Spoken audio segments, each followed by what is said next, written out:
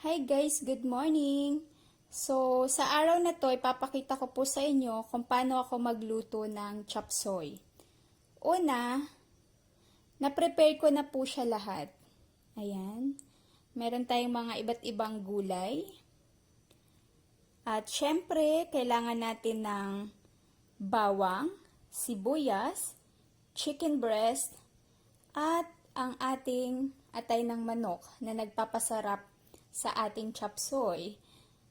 At sa mga gulay naman, meron tayong carrot, sayote, sweet corn, broccoli, cauliflower, cabbage, bell pepper, at ang ating white mushroom. So, samahan niyo po ako sa aking pagluluto, guys. Let's go! Ngayon, guys, igigisa na natin ang ating bawang at sibuyas.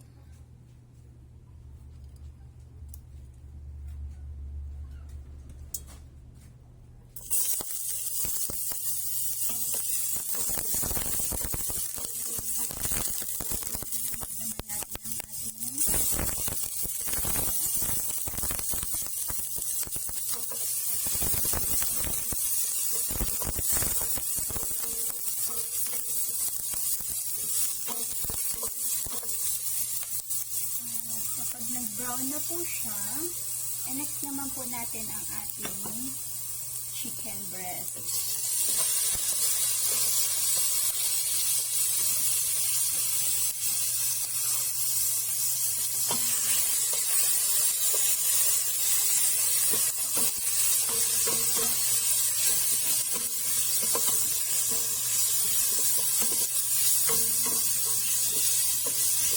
Yan lang po muna natin siyang makirog konti bago naman natin i-mix ang ating atay ng manok. I-next naman po natin yung ating chicken atay.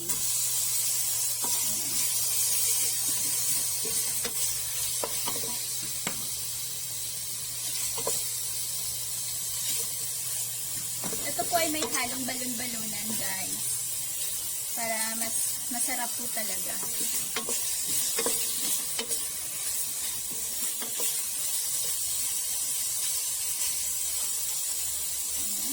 Hayaan muna po natin konti hanggat sa makirog na naman po siya para matanggal po yung lansa. Kirog na ang ating chicken, atay at balon-balunan. Ngayon lalagyan naman na po natin siya ng konting toyo.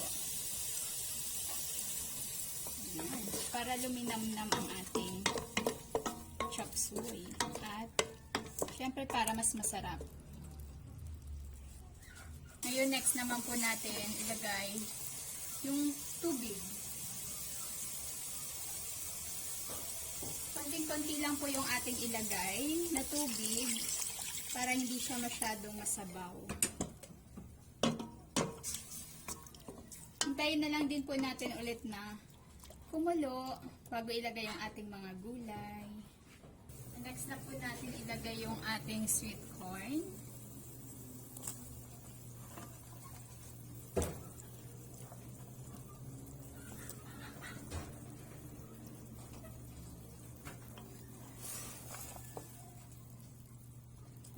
Ating sayote.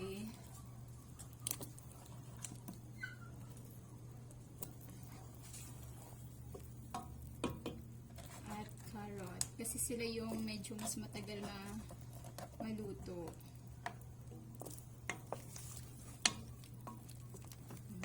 Amoy masarap.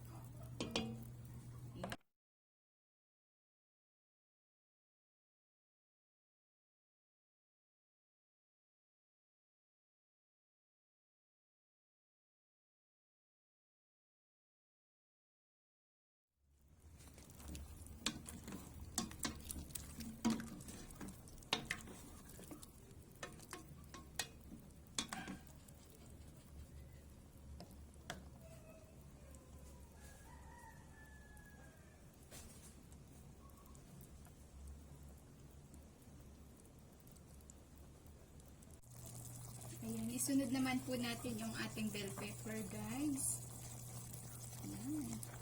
At sa pagluluto po ng chopseuy, kailangan hindi siya ma-overcook.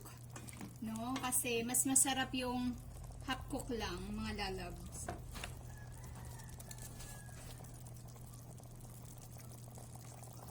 And next naman natin guys, yung ating cabbage.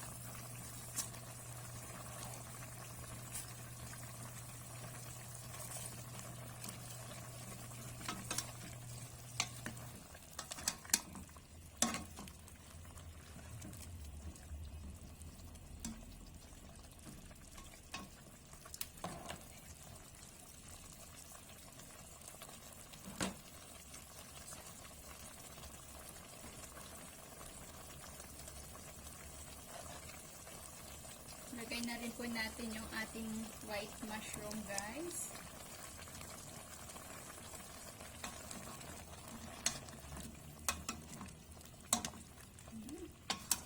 Ang bango. At mukha na siyang masarap.